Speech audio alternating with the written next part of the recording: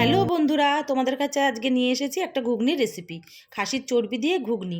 এই ঘুগনিটা অন্যান্য ঘুগনির থেকে অনেক বেশি সুস্বাদু। চলো তাহলে দেখে নাও কিভাবে ঘুগনিটা বানালাম। মটরটা আমি 4-5 ঘন্টা আগে ভিজিয়ে রেখেছিলাম। আর নিয়েছি তার সাথে অল্প একটু চর্বি। নিয়েছি আলু, পরিমাণ মতন পেঁয়াজ, আদা, রসুন, কাঁচা লঙ্কা। এবার মটরগুলো অল্প নুন দিয়ে সেদ্ধ করে, আর আলুগুলো ডুমো ডুমো করে কেটে নিচ্ছি। তারপরে দেখো আলুগুলো কেটে নিয়েছি। এবার কেটে নেব চর্বিগুলো, টুকরো টুকরো করে চর্বিগুলো কেটে নিতে হবে। তারপরে চপিংয়ের মধ্যে দিয়ে দিতে হবে পেঁয়াজ, রসুন, আদা, কাঁচা লঙ্কা দিয়ে ভালো করে চপ করে নিয়েছি। তোমরা চাইলে এটা বেটেও নিতে পারো।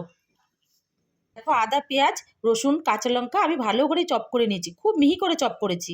এবার গ্যাসে কড়াই বসিয়ে দিয়ে পরিমাণ মতন তেল দিয়ে দেবো। তারপরে কেটে রাখা আলুগুলো দিয়ে সুন্দর করে ভাজা ভাজা করে নেব। একটু ভাজা ভাজা হয়ে গেলে দিয়ে দেবো চপ করে রাখা মশলাগুলো, পেঁয়াজ, আদা, রসুন দিয়ে ভালো করে খুব সুন্দর করে ভাজা ভাজা করতে হবে। তারপরে দেবো পরিমাণ মতন লবণ, পরিমাণ মতন হলুদ গুঁড়ো, আর যে যেভাবে ঝাল খাও সেই অনুযায়ী লঙ্কার গুঁড়ো দেবে।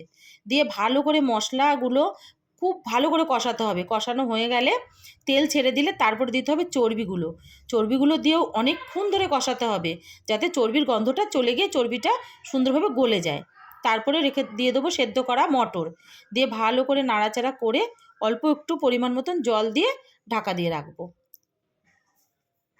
ঢাকনাটা খুলে ওপর থেকে একটু গরম মশলার গুঁড়ো দিয়ে নাড়াচাড়া করে নামিয়ে নিলেই রেডি আমার আজকে সুস্বাদু রেসিপি ঘুগনি। এর সাথে যদি ফুলকো ফুলকো লুচি হয় ব্যাপারটা জমে যাবে না বন্ধুরা।